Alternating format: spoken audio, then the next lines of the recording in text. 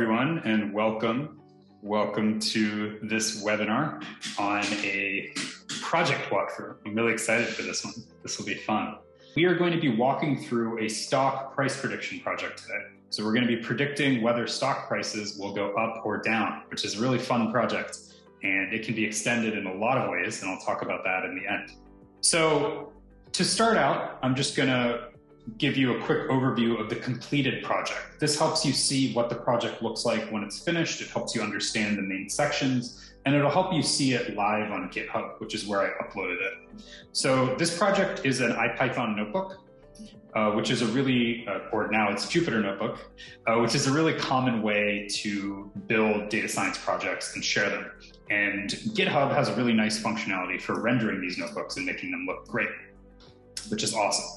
So this is the price prediction project, and this is just how I've laid it out. If you are building this for your portfolio, you should probably also write in explanatory text and make sure people understand what's going on. The setup of this project is this. So we want to buy stocks, but obviously we want to make money doing it. So we only want to buy stocks on days when the price is going to go up. So we want to create an algorithm that will predict if the price will go up or down tomorrow based on data from today. But what we want to do is we want to have minimal risk. So we want to make sure that when the algorithm predicts the price will go up, it actually goes up. So we're going to maximize what we call our true positive rate. So those are days when the algorithm predicts the stock price will go up and it actually goes up. To do that, we need to minimize our false positive rate. So when the algorithm says the price will go up, but it actually goes down.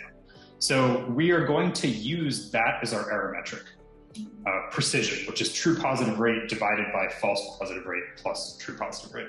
Now we're going to get a lot of false negatives, days where the algorithm says the price will go down, but it actually goes up, which is okay. We want to minimize our risk. So we want to make sure that whenever the algorithm predicts the price will go up, it actually goes up. And we don't care as much if there are a lot of days where the price actually went up and we could have made money, but the algorithm says don't actually buy. So if you're building a portfolio project, this kind of real world tie-in is really important. So think about how someone in the real world might use your data, and think about how you can adjust your machine learning model, your error metric, everything else to actually have that real world tie-in. If you're building a portfolio project, this is really important for hiring managers to see that you can understand how your project would map to actual real world data challenges. So setup is really important, and it really guides the rest of your project. So spend some good amount of time thinking through, how is this going to be used? How will this interface with the real world? How do I want to measure error, etc. if you're making a machine learning project? All right, and then the key parts of this project are downloading the data, preparing the data, creating a machine learning model, backtesting. So I'll talk more about this later and what it actually is and why it's important, and then improving accuracy. So those are going to be the core parts of our project, and then we'll end on next steps, how we can improve the technique and improve the algorithm. So without any more setup, I'm going to go ahead and dive in to the actual project.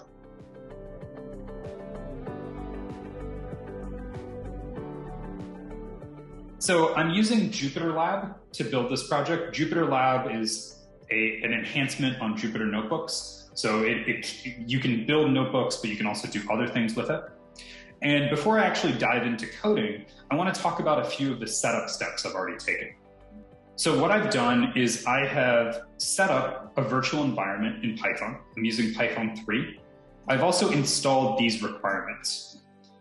And we can verify what Python version it is by running Python version in the Jupyter Lab terminal. And we're using Python 3.9.7. And we're using the latest version of all of these packages because I just installed them. So with that setup, I'm going to go ahead and dive into the project. So what we're going to do first is we want to predict a stock price. And we're actually going to predict the Microsoft stock price because it has a long history and it has really interesting trends where it's kind of, sometimes it's been flat, sometimes it's gone down, often it's gone up. We all should have bought Microsoft stock a long time ago, as you'll see. But it's a good stock to start with. So to do this, we're going to use the Yahoo Finance API. Now, Yahoo Finance actually deprecated their formal API a few years ago. You can't actually access it anymore, but there is this awesome Python package called YFinance that lets you download stock prices. So we're going to use that package. And to use that package, what you have to do is create a ticker object. So we're going to do that. And then you just download the history. So we're going to download the full price history by specifying period equals max. So that downloads, okay, not installed properly. Huh. Let's install my requirements. Start this kernel.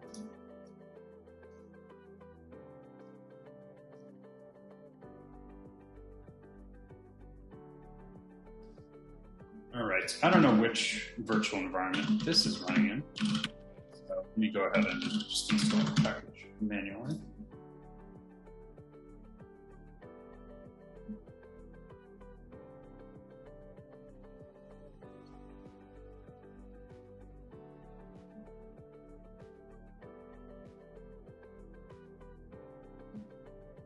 All right, so that installed the package.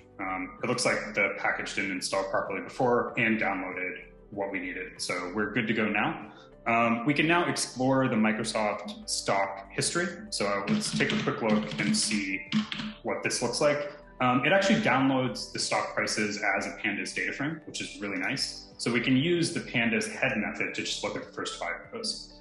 So we see what we have is data from each trading day. So Microsoft stock first started trading in 1986.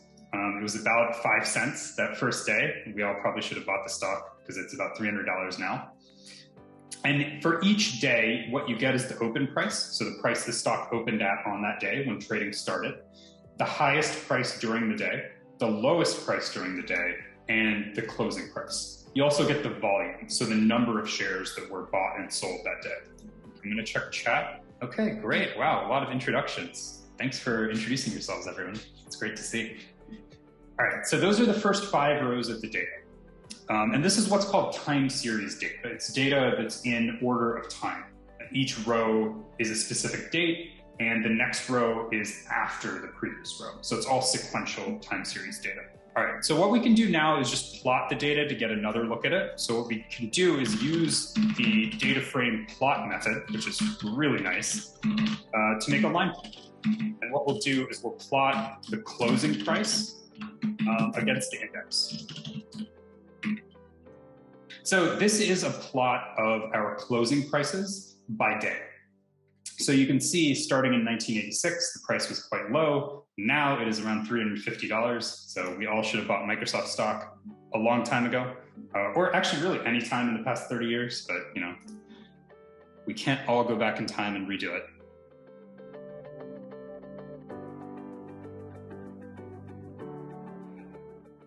So now that we've done that, we have our data, we've downloaded it, we understand what it looks like. The next step we want to take is actually preparing our data for machine learning. And it's really important in time series data. It's really, really common mistake to make that we predict data for the day using data from the same day. So if the algorithm has access to this data and it's going to predict the closing price, it already knows the closing price. This is what's called leakage. It's where the algorithm knows future information and it's using it to predict the past. And it's really common to make this mistake. So we have to be really careful to make sure we're predicting tomorrow's stock price using today's data. So we're gonna have to do some shifting around of the data to make sure we're doing that. So the first thing we'll do is we will set up our data with our target. So our target is going to be the value we want to predict. And what we want to predict is if the price is going to go up or down tomorrow. So we can do some fancy pandas to actually help us do that. So what rolling does is it goes across the data frame, in this case, every 2 rows. So first it'll look at these 2 rows, then it'll look at these 2 rows, then it'll look at these 2 rows, and so on. And what we can say is if the second row is higher than the first row, return 1, otherwise return 0. And this actually gives us our target. So what this tells us is What this is going to give us is actually just what's the closing price on a day, any given day, higher than the closing price on the day before. All right, I have to sub date first. I'm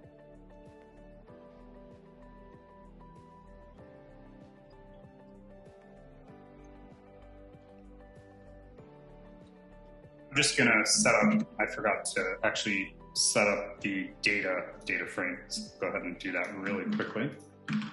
And then we'll be good.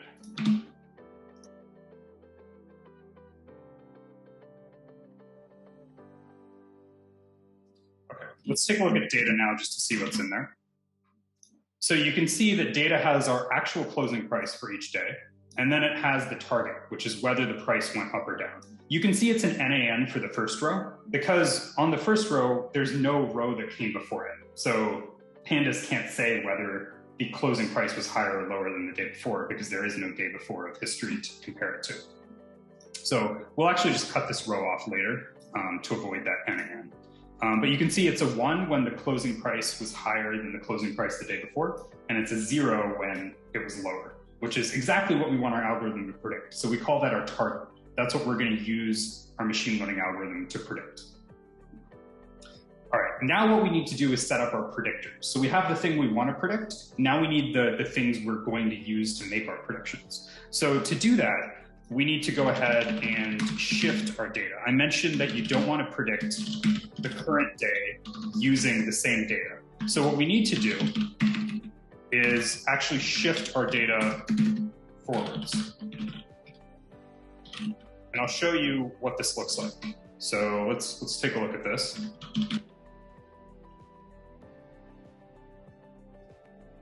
So you can see what we've done is we've shifted all of our prices forward 1 day. So the closing price on 3/13 was actually this, right? It was 0.0613, but we've actually shifted that to 3/14. And I'll show you in a second what that means for the target and what that means for our predictions. So let me go ahead and just add that in. So what we'll do is we'll combine our target and the thing we're predicting with our predictors.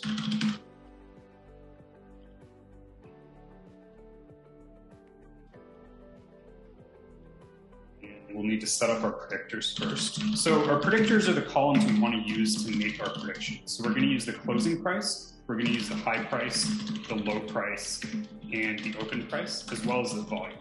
So these are the columns we're going to use to predict the target. So what we're going to do is we're going to join those columns with the target. So the target is in data, and our predictors are in this. So we're going to join those. And then we're only going to take row 1 forward because we don't want to take this row with all of the NANs. So we're going to cut that row off. So let me run that, and then I'll show you the first few rows of data, and you can see what it looks like. So now what we have is we're starting from 314 instead of 313 because we cut that first row off. We have our actual closing price, which was the actual close in 314. And then we have our target, which indicates whether the price went up or down. And then we have all our predictors. So this is actually the closing price from the day before. This is the high price from the day before. This is the low price from the day before. And this is really important because what we're predicting is we're using these prices from 313 to predict what happened on 314. And that mirrors the real world. In the real world, your algorithm is only going to know data from before 314 when you're predicting what happened on 314. So what we just did is we ensured that we're not using data from the future to predict, to make predictions, which is a really common issue in making stock price predictions. All right, let me just check the Q&A real fast. I see there are a few questions that have come in. I missed the way you created your data frame without using pandas. Yeah, so I use this Yahoo Finance library, which downloads all of our stock prices from Yahoo Finance and conveniently puts it into a data frame for us. So yeah, and I actually renamed that. So that would be this. So once you actually run these commands, you actually get a nice data frame. And you don't actually need to make it yourself. It happens in this Yahoo Finance library. You do not need to set a seed for the model. So we haven't created the machine learning model yet, but when we do, I'll talk about the random seed. should we take 1986 as a starting point to train the machine learning? I'm going to talk about training the model in a little bit. There's actually something called backtesting, and I'll show you how that works.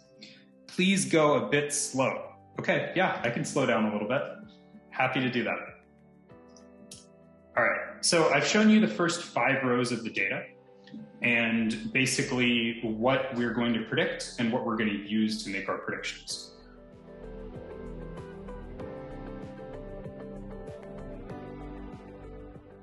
So we've come really far now. We've downloaded the data, we've managed to create our target, and we've managed to create our predictors. Now what we need to do is train our initial machine learning model, the fun stuff, right? So what we're going to do is we're going to use a library called Scikit-Learn, and I'm going to go ahead and install that now.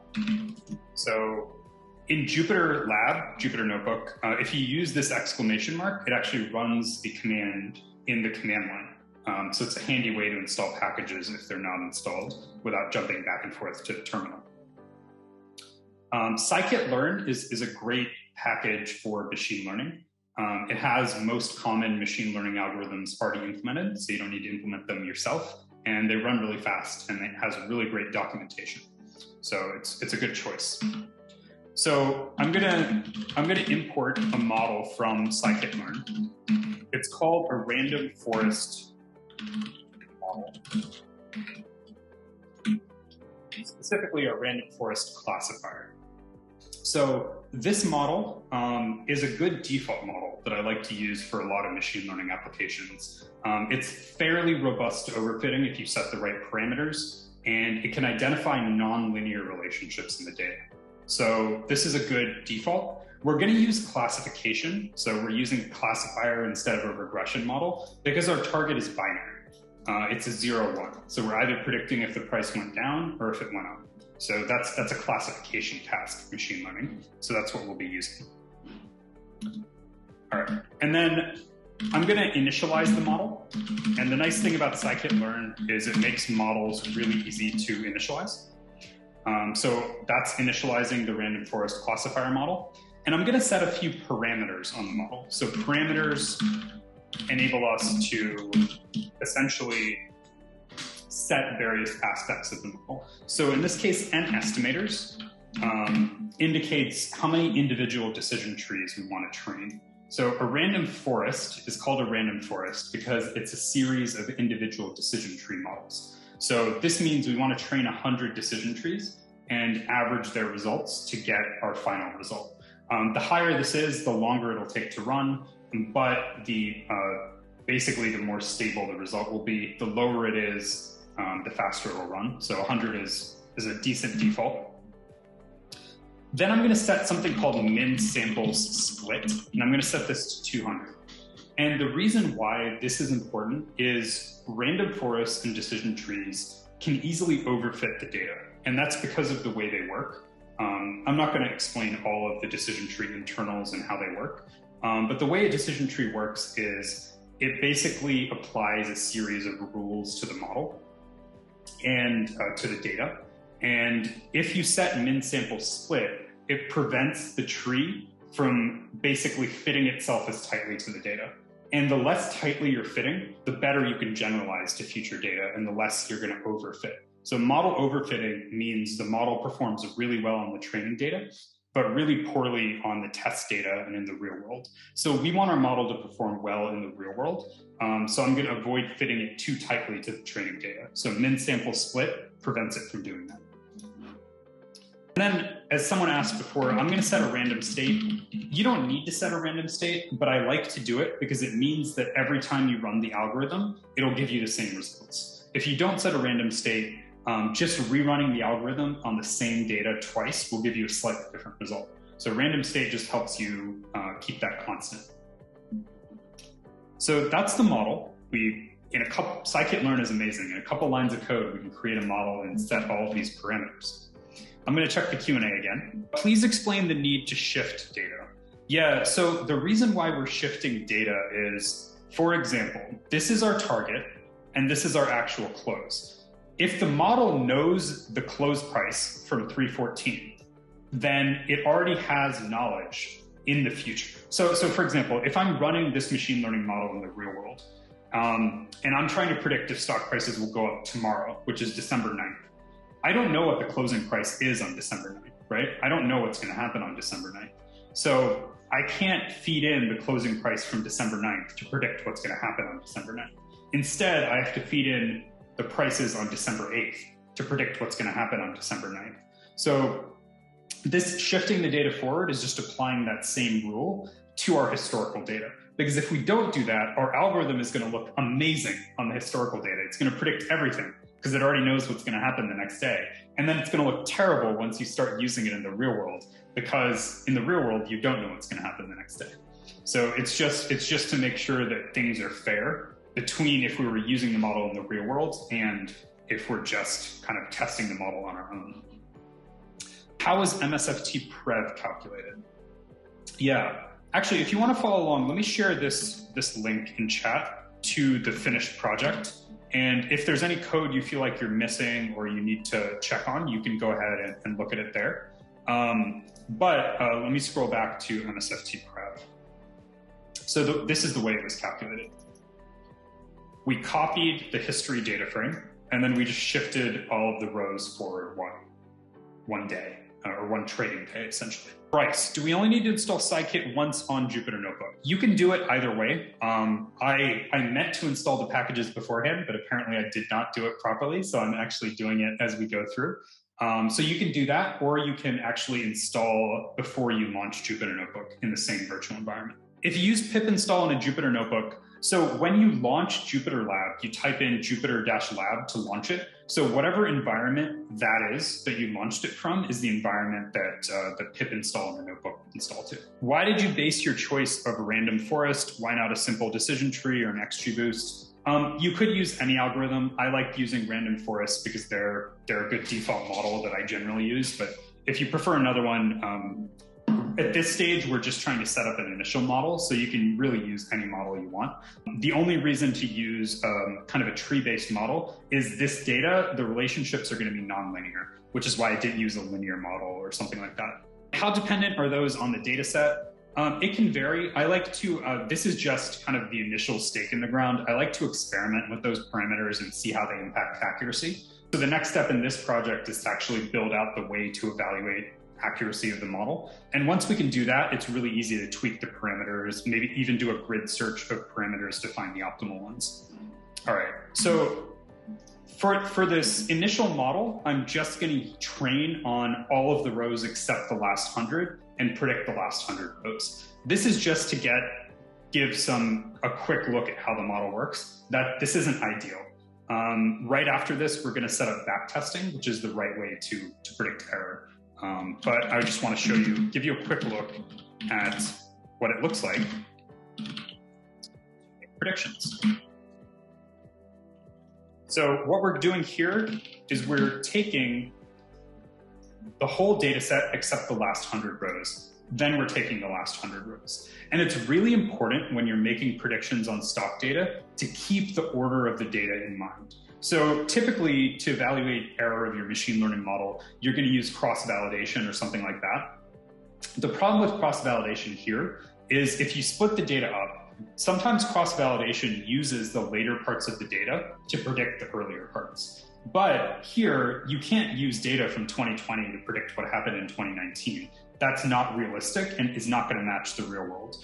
And what's going to happen if you do that is, again, you'll get an algorithm that looks awesome in training. You'll go to your friends and you'll say, throw all your money in. This algorithm is going to make us a ton of money. But in reality, your algorithm will not make any money. It'll lose you a lot of money because you are not testing it properly.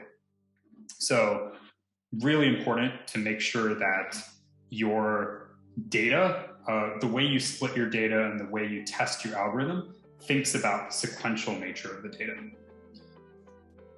All right, so now what we can do is we can actually just fit the model on our training data set with our predictors. And then we're trying to fit it to the target.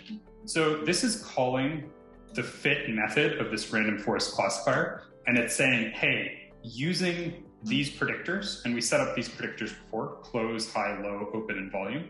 Let's predict the target. So it's predicting this target, whether the price went up or down, 1 or 0, based on all of the predictors.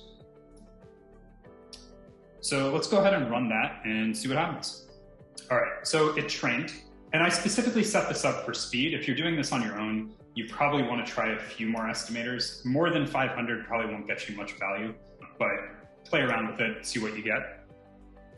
Now we have our model. It's been fit on the training data. Now we need to make predictions and see how accurate our model is. So what we're going to do is we're going to use our precision score from Scikit-Learn. So there's a function called precision score, which calculates precision. And I talked about precision before when I introduced the project, but this is what precision is. It's identifying how many true positives our model predicted, so days when the price actually went up and the algorithm said it would go up, divided by all of the times the algorithm said the price would go up. So we're trying to minimize our false positives. Days when the algorithm says the price is going to go up, we get really excited and buy the stock, but the price actually goes down. We don't want those days because we don't want to lose money. So precision is just the number of days, the percentage of days that the algorithm said the price would go up, that it actually went up. So it's a good metric for what we want. So now we can generate our predictions.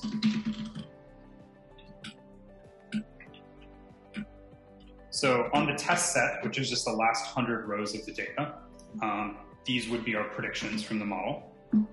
And then what we can do is we can actually put these into a series. So by default, actually, I'll just show you what these look like by default. By default, these are just a NumPy array, and it's hard to match them up with the actual values. And to calculate error, we need to look at the real values versus our predicted values. So what we're going to do is we're going to turn these predictions into a pandas series. And it's just the same index as the test data, which is all the dates. So I'll just import pandas.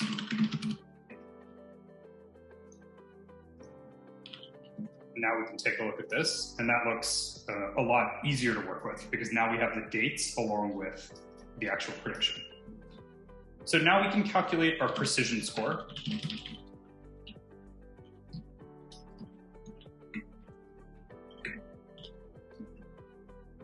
All right, and we have a precision score of 100, so 100% correct predictions. But lots of caveats here, and let's plot what the data actually looks like to look at those caveats.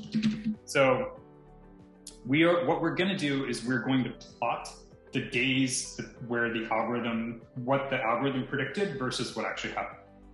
So let's go ahead and concatenate our data sets. So all this is doing is it's just adding our predictions together with our actual target, so we can just take a look at them more easily.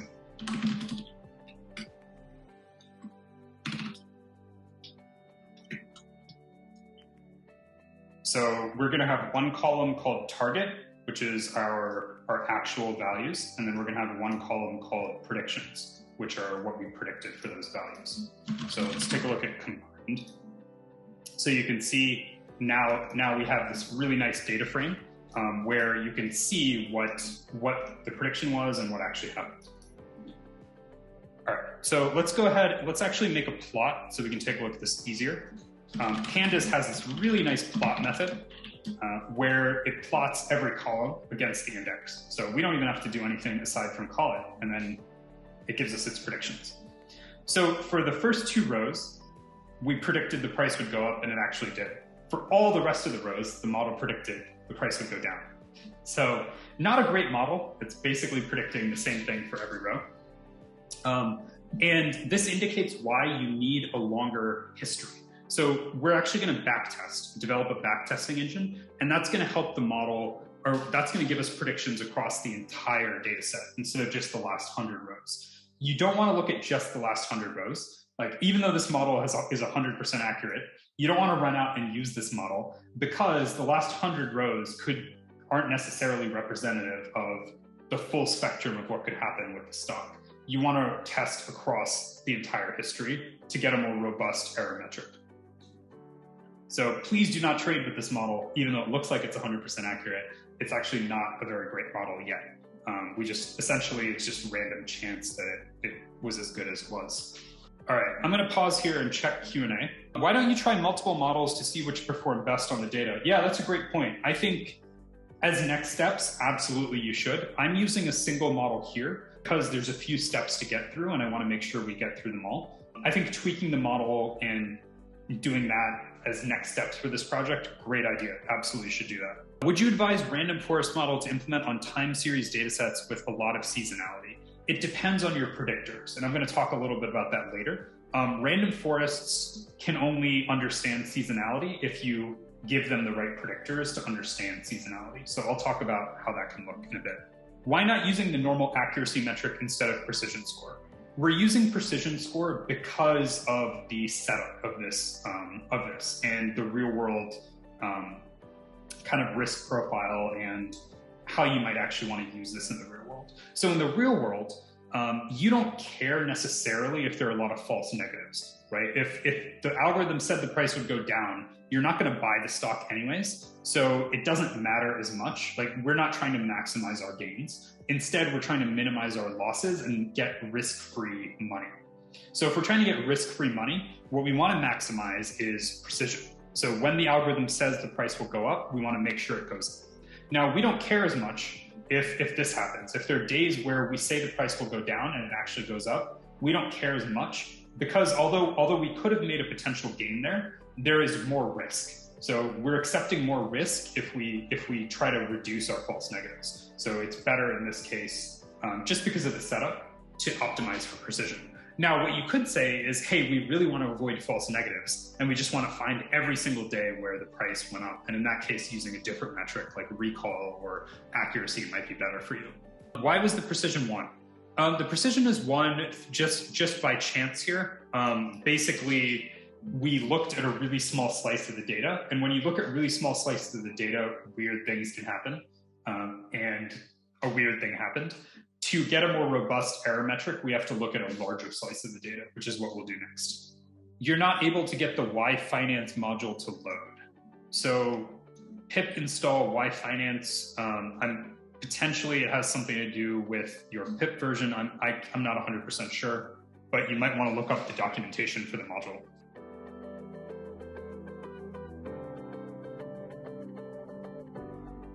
Okay. So now we're going to do a backtesting. So what backtesting does is get us from only predicting 100 rows to predicting most of the data set, which gives us a really robust error metric. And then we can go actually use that error metric and be confident about it and go potentially make trades with this if it looks good. So what we want to do is actually backtesting involves looping over the data, splitting the data up, then training a new model every so often and using it to predict the next few rows. So, for example, we might take the first 1,000 rows, use that to predict the next 1,000 rows, then take the first 2,000 rows, use that to predict the next 1,000 rows, and so on until we make predictions for the whole data set. So the way we do that is we write this loop.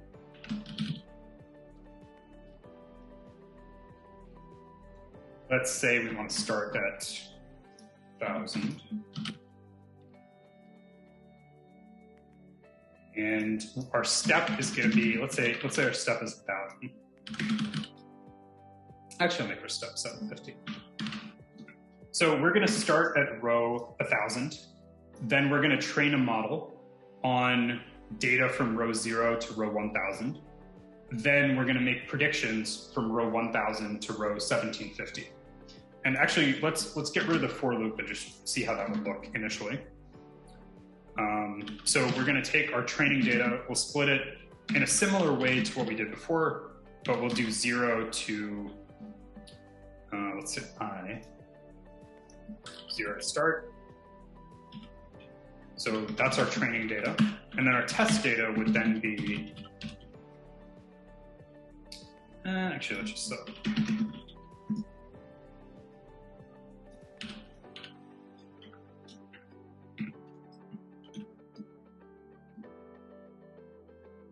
Okay. And then let's take a deeper look at train and test just to see what they do. So you can see train now has data from March 14th through February 26th. And then let's take a look at test. So test now has data from February 27th through to February 11th the next year, or 3 years in the future. So you can see this lets us make predictions while still obeying the sequential nature of the data. So we're only using past data to predict future data, which is really, really important. And that's what backtesting lets us do. It lets us take data from the past to use it to predict data in the future, which is similar, again, similar to how we do it in the real world. If you don't backtest and you instead do cross-validation, you're going to get the problem where your model looks awesome when you're testing it, but it's going to look terrible when you actually go use it in the real world. And if you're going to build a portfolio project or something, it's not going to look great if you didn't think about how your algorithm will be used in the real world. All right. So once we have our train and test set, what we do is we, again, just fit the model. I can go ahead and actually just copy the model fit from above. So we fit our model. And once we fit our model, we can make predictions. Now, we're going to do something slightly differently when we make predictions this time. So instead of just using the predict function like we did before, so model predict, which returns 0 and 1, because we care about precision and we really want to make sure that we are maximizing our true positives, we're actually going to use a function called predict prob a, or proba, however you pronounce it. So what this does is it actually returns probabilities that that the row belongs to each class. And I'll show you what that looks like in a second.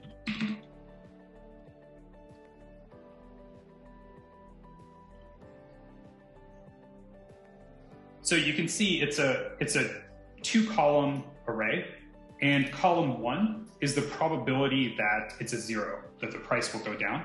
And column 2 is the probability that it's a 1, that the price will go up. So we actually don't need both columns because adding them, if you add these together, you just get 1 anyways. So we only need the second column. So I'll get rid of the 1. I'll get rid of the second column. So now what we have is just a 1-dimensional array of the probability that each row, that the price will go up. So what this lets us do is it lets us set a threshold. So by default, the threshold is 0.5.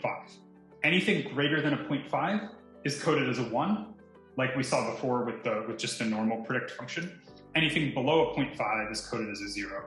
But because we want to maximize our true positives and minimize our false positives, what we can do is actually use a different threshold. We can use a higher threshold, which means if this number is higher, it means the model is more confident about the prediction. So if the model thinks there's a 61% chance that the price will go up on a certain day, then it's less confident than if it thinks there's a 64% chance. So we can use that to only predict that the price will go up when the model is more confident. So we'll actually use 0.6 as our threshold. So if the prediction is greater than 0.6, we'll code it as a 1, that the price will go up. And if the prediction is less than a 0.6, less than or equal to 0.6, then we'll say it's a 0. And by default, it would look like this. By default, Scikit-Learn uses 0.5. We'll just use 0.6, so we set a higher confidence threshold. All right, let me check the QA. Yes, we will be sharing a recording of this webinar via email. Great question. You didn't check if your data had a class imbalance issue. So that is a good point. I didn't check explicitly here, but it's about 51% days the price goes up, 49% days the price goes down. So there's not a class imbalance issue, but that's a great point. Generally, you should check to see if the classes are about equal. And you can do that by doing, let me just scroll up to find the right spot.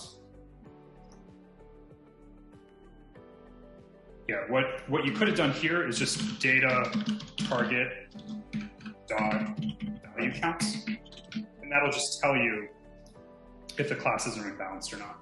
So you can see they're about equal in this case. It looks like your train test split is roughly 20-80, very low proportion of trained data to test data. That's a good point. So backtesting, you'll actually be looping through, so your amount of training data increases as you go through. The reason why I set the steps so high here is I want things to run fast in the live demo. In the real world, I would probably set step to 100 or even lower, which would get you much better predictions, much more accurate predictions, and would avoid the issue you're mentioning. So yeah, and I'll talk about that at the end. If you're doing this on your own, great point, you want to lower step value. You said due to setup, use the precision score instead of precision, but now you're saying we care more about precision. So in the setup, I said we need to look at our true positive rate divided by our false positive rate plus true positive, which is precision. We care less about recall, which would be minimizing false negatives. So we're accepting a lot of false negatives in order to maximize our precision. So our recall will be low and our precision will be high. I'm just going to rerun all the cells because I ran code in a cell that changed the data frame we're working with. So let's wait for a second.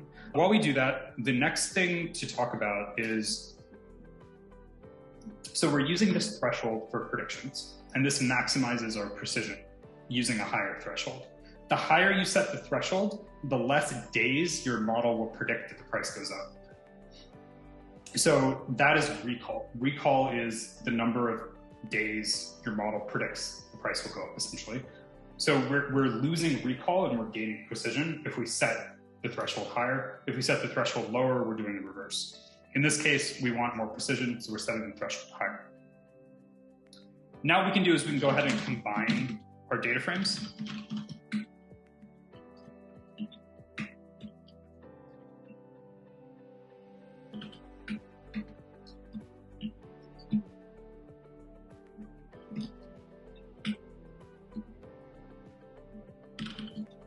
So this is similar to what we did before, where we just combined the target and the predictions. And let's take a look at this.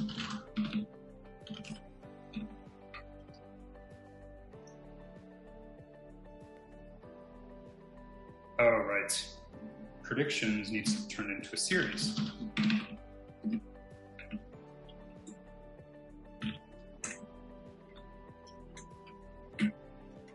So predictions by default is a NumPy array, and you cannot concatenate NumPy arrays with pandas series. So we're just going to convert our predictions to a series to avoid that.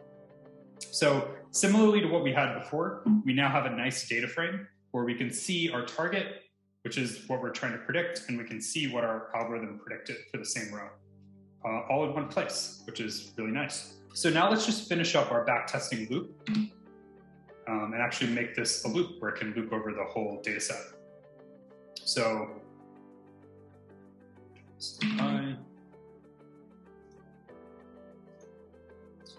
okay. So what we need to do is just have a list of predictions, and then we're just going to append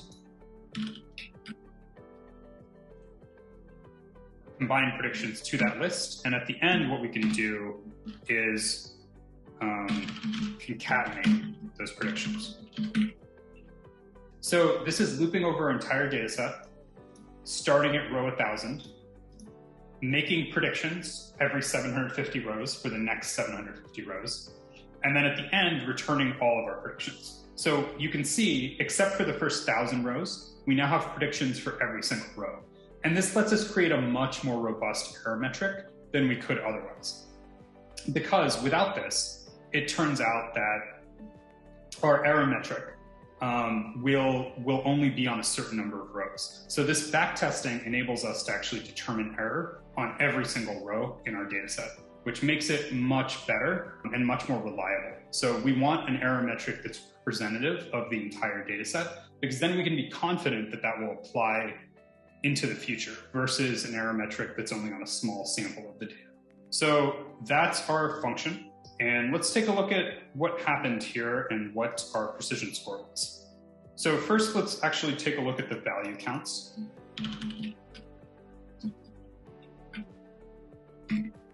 see what we predicted.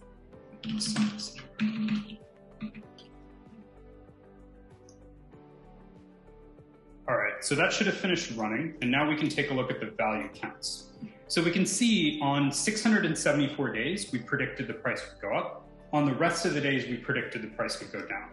Now, obviously, it was about half and half in the actual data. So we're predicting a lot fewer days the price will go up. But what we're hoping is that whenever we predict the price will go up, it actually goes up. So we're trying to maximize our precision, as I mentioned.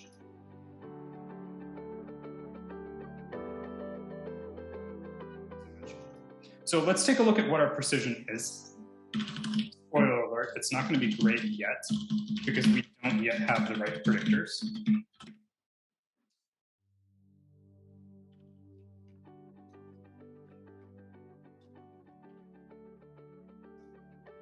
So our precision score is 51%, so not great. So whenever we predict the price would go up, it only goes up 51% of the time right now. So we have some ways to go in terms of improving model accuracy, but what we have now is a backtesting engine. So we can easily predict across our entire data set if prices will go up or down. And let me just wrap this into a function so we can call it again. So we'll just make this a backtest function.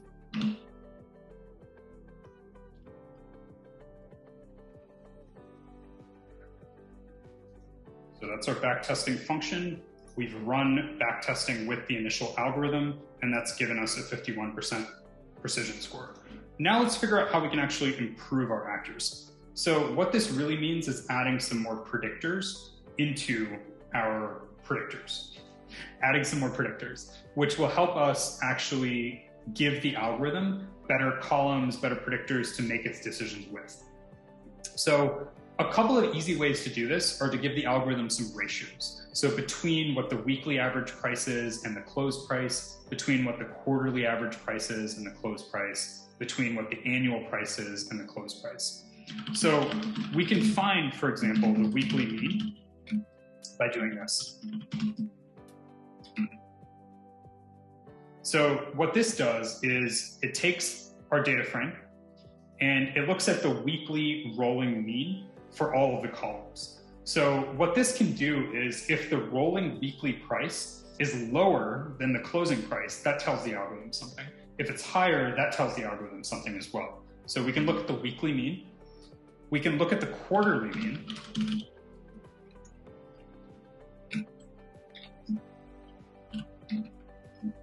And then we can also look at the annual.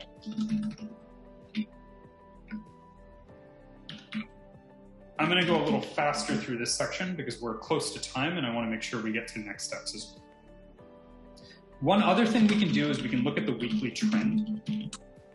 So we can see how many days in the last 7 did the price actually go up or did it go down? So that's what this does. This looks at the target column and it basically says in the past 7 days, on average, what was the percentage chance the price would go up? So that's the weekly trend. And then we can basically just assign these ratios to our data frame. So let me run that. There's a lot of boilerplate code here, so I'm not gonna type it all out. But basically what we're doing is we're assigning different ratios to different columns in our data frame. And then we're using those columns as predictors. So for example, weekly mean is just the ratio between the weekly price, the average weekly price, and the daily closing price. Quarterly mean, annual mean, same thing. You can then take ratios between different means, like between the annual mean and the weekly mean, between the annual mean and the quarterly mean. You can also look at ratios between the individual prices, between the open price and the close price, between the high and the close, etc. And what these do is these help the algorithm understand the trend of the price, historical trend of the price. So it can help you understand, okay, the price has gone up this year, but it's gone down the last week. And that can help the algorithm really understand contextually where today fits in a larger trend. So now we can make predictions using these new predictors, which will take a little bit. And we can also then get our precision score.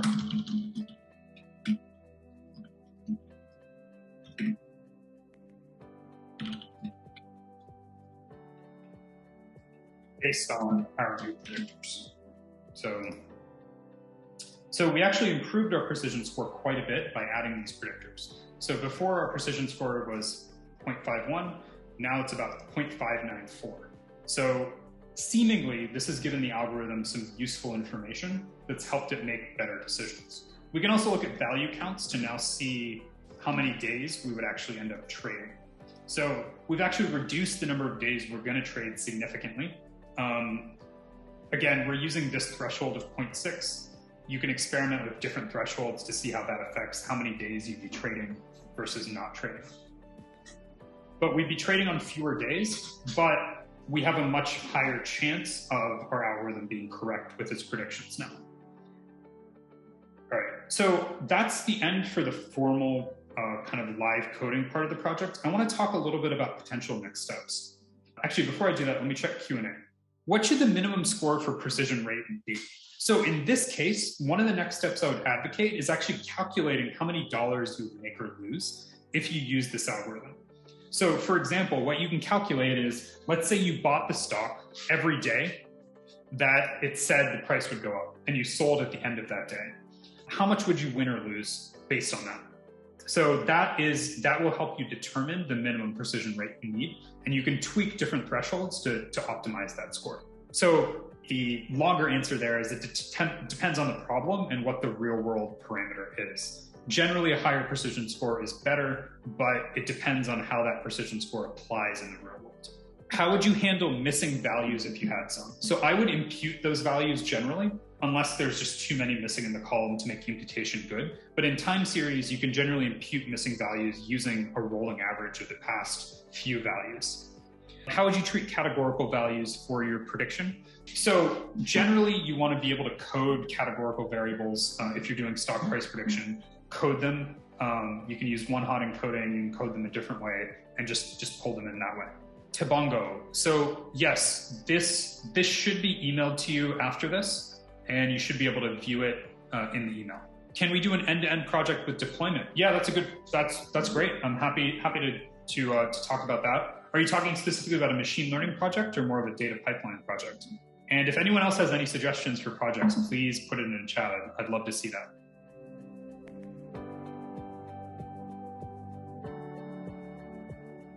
All right, and then next steps.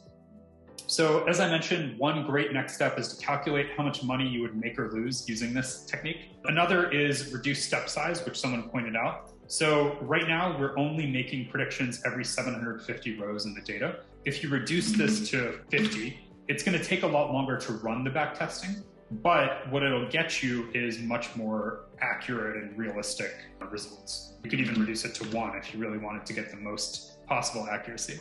You could also try discarding older data. So instead of taking all of the data from the start to wherever you're predicting in your trained data set, you could instead just discard a lot of the older data to see if it makes a difference in the predictions or not. You could try a different algorithm. You could try tweaking the parameters of the algorithm.